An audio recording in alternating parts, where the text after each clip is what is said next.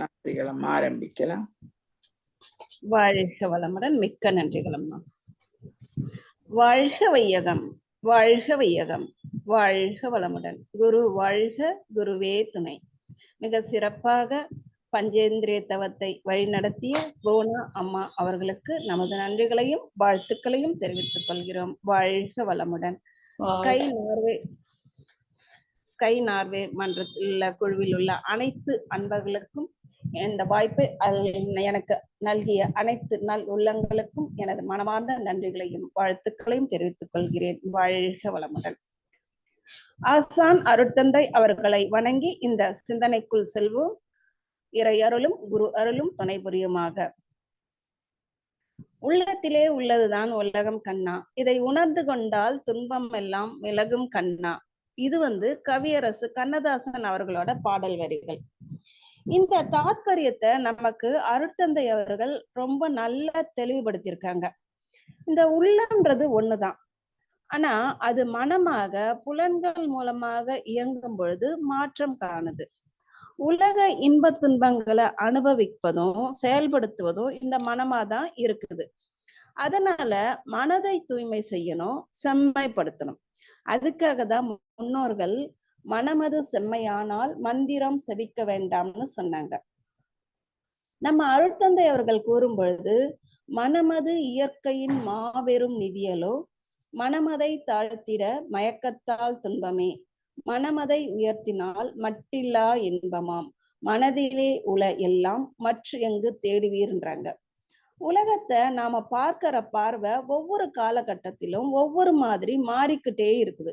அது தனிப்பட்ட நபரா இருந்தாலும் சரி, ஒரு குடும்பமா இருந்தாலும் சரி, மனதின் செயல்பாடு எண்ணங்கள் மாறிக்கிட்டே தான் இருக்குது. குடும்பத்துல இளம் வயதில் இருந்த உள்ளம் உலகத்தை பார்க்கிற கண்ணோட்டம் வயதாக வயதாக கடமைகளின் தாக்கத்தை பொறுத்து எண்ணங்கள் மாறுபடுது.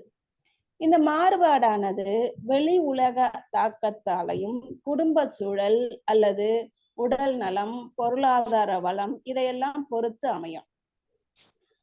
நம்ம கிட்ட வரக்கூடிய இந்த மாற்றம் வெளித்தாக்கத்தால வந்தா அது நிரந்தரமாக இருக்காது. அதுவே உள்ளுணர்வாக வந்தா அதுதான் சரியானதாகவும் நிரந்தரமானதாகவும் இருக்கும்.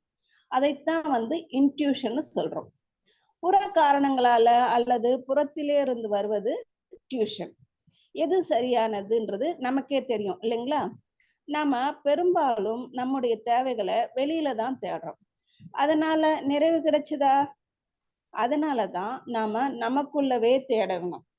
நம்ம குடும்ப தேவையானாலும் சரி, தனிப்பட்ட தேவையானாலும் சரி, அதை நாம தான் பூர்த்தி செய்யணும். முடிவு நம்மோடதா தான் இருக்கணும். எல்லார்கிட்டையும் ஆலோசனை வேணா கேட்கலாம், முடிவு எடுக்கிறது அங்க நாம தான் இருக்கணும். எடுக்க வேண்டிய முடிவை நம்ம சரியா எடுக்க தெரியல அல்லது முடிவெடுக்க முடியல, தடுமாறுறோம். இங்க நமக்கு நம்மோட பயிற்சிகள் உதவி செய்து பயன்படுது.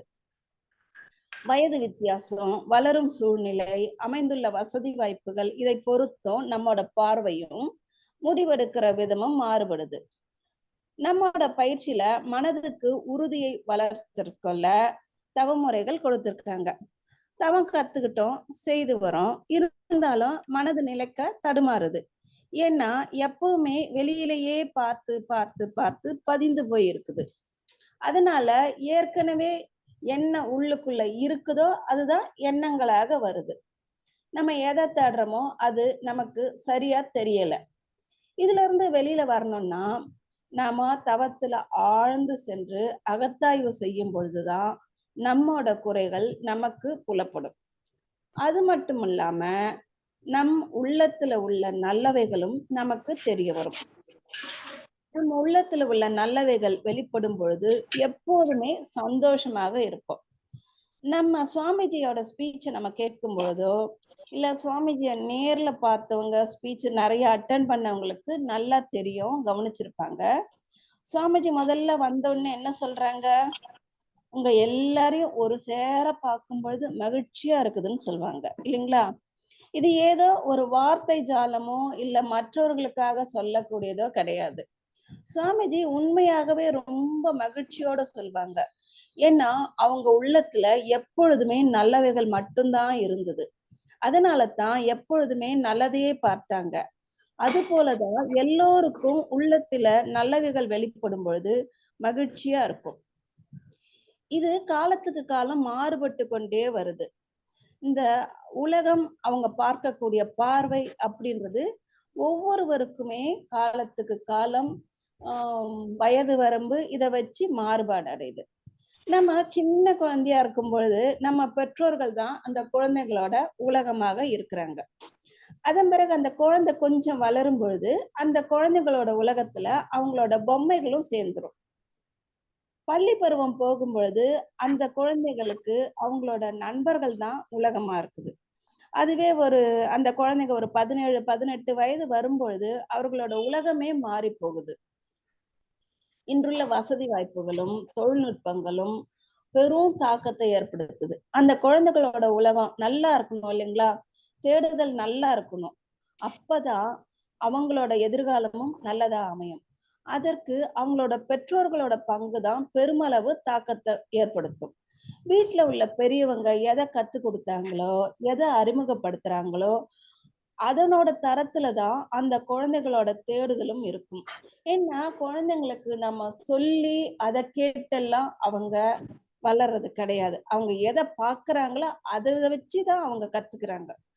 அதனால குழந்தைங்களுக்கு பெற்றோர்களும் வீட்டுல உள்ள பெரியவர்களும் ஒரு ரோல் மாடலாக இருக்கணும்னா நாம பயிற்சிகளை முறையா செய்யும் பொழுது நம்மோட வேலைகளும் நம்மோட செயல்களும் சரியா இருக்கும். அப்ப குழந்தைங்களுக்கும் அது ஒரு நல்ல வழிகாட்டுதலா இருக்கும்.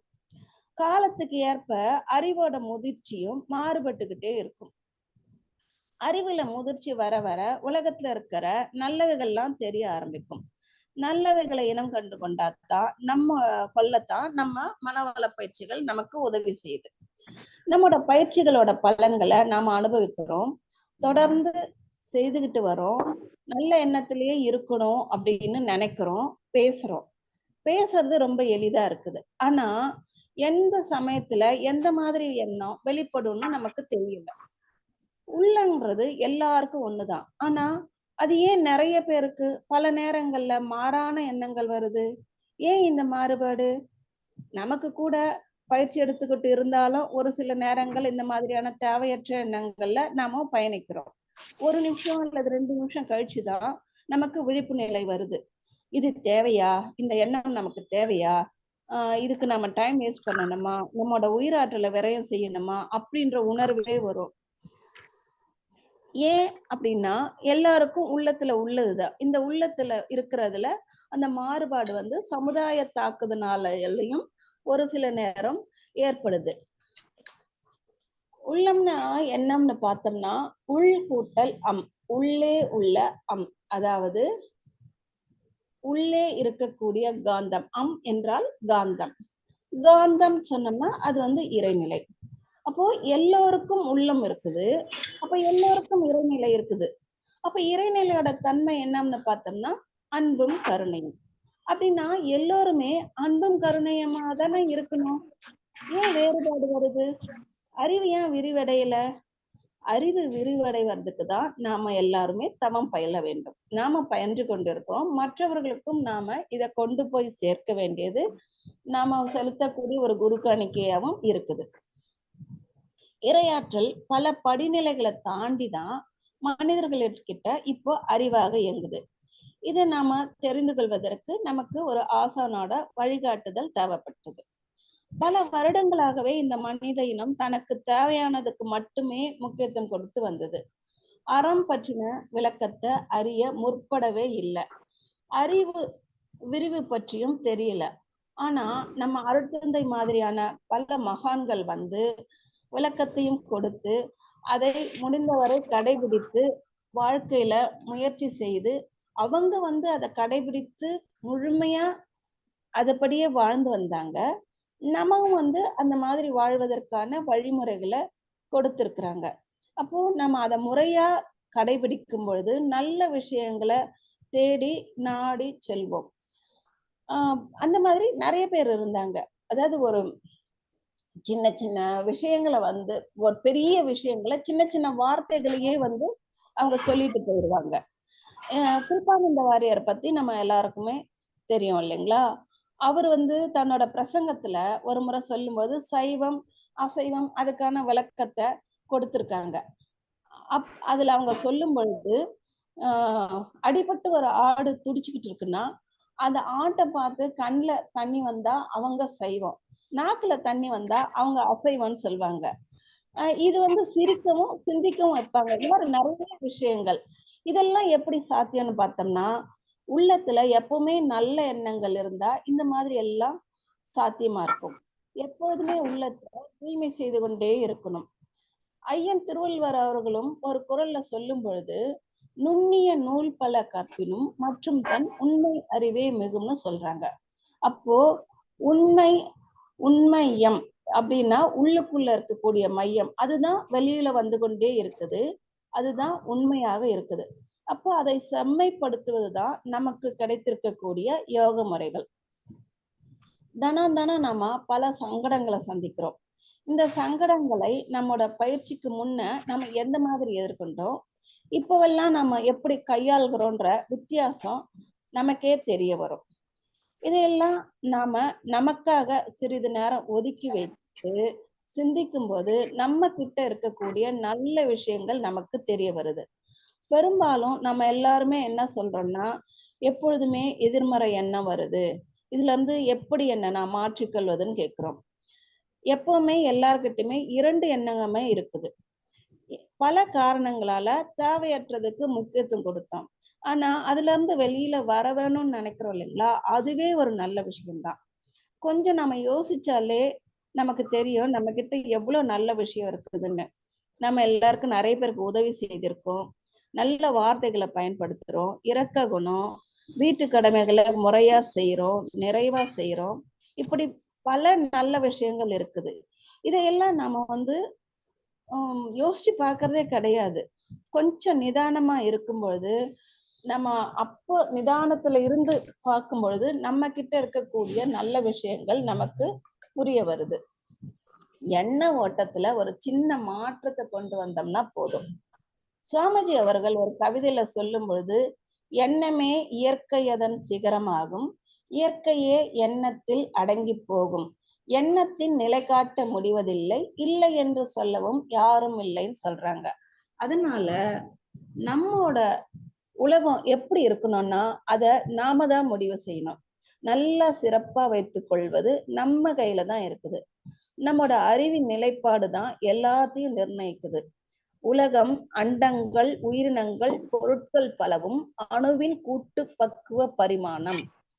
பகுத்தறிந்தால் ஒன்றி ஒன்றி பார்ப்பவனே ஒளி முதலாய் பஞ்ச தத்துவம், ஒளி முதலாய் பஞ்ச தத்துவம், இறுக்கம், பரம அணு இவை ஆவான்னு சொல்றாங்க நம்ம அருட்தந்தை அவர்கள். ஆக எல்லாமே அணுக்களோட கூட்டுனாலதான் இருக்குது.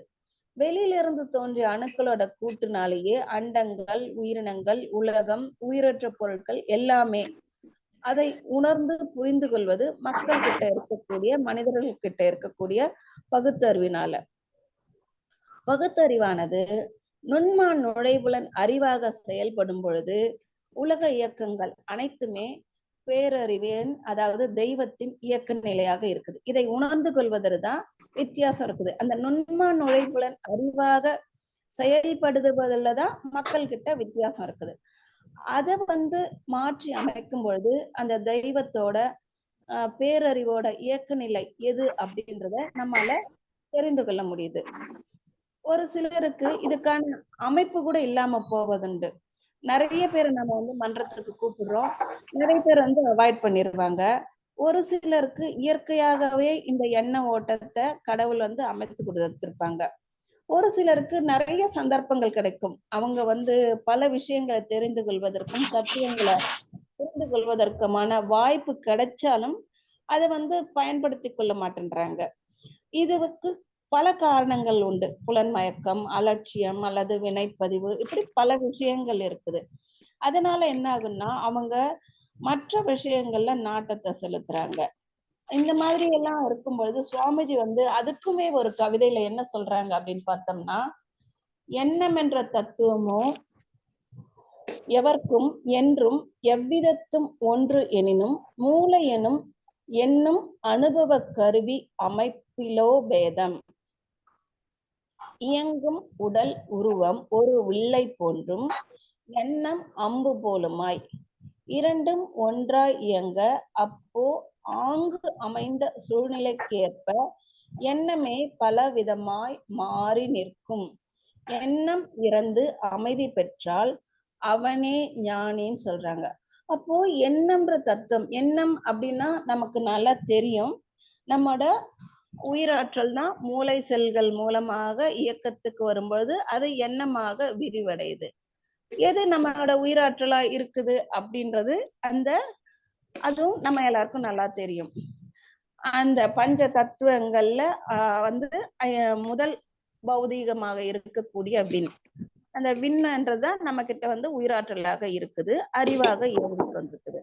அப்போ இது எல்லாருக்கும் அதேதான், எல்லார்கிட்டையும் உயிர் இருக்கு, எல்லார்கிட்டையும் அறிவு இருக்கு, அப்ப எல்லார்கிட்டையும் அது இருக்குது.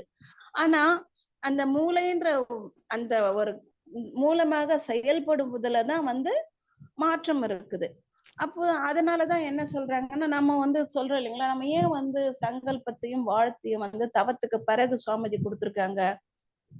தவம் செய்யும் பொழுது நமக்கு அந்த மன அலைச்சூழல் குறைந்து, அந்த மன அலைச்சூழல் குறைந்த நிலையில நாம ஒரு சங்கல்பத்தையும் வாழ்த்தையும் கொடுக்கும் பொழுது அதற்கான ரீச் அதிகமா இருக்கும், அதற்கான விளைவு நல்லபடியா இருக்குது. அப்படி அத பலன் சீக்கிரமா கிடைக்குதுன்றதால் தான் மனம் அமைதி நிலையில இருக்கும் பொழுது கொடுக்கணும் அப்படின்னு சொல்றாங்க.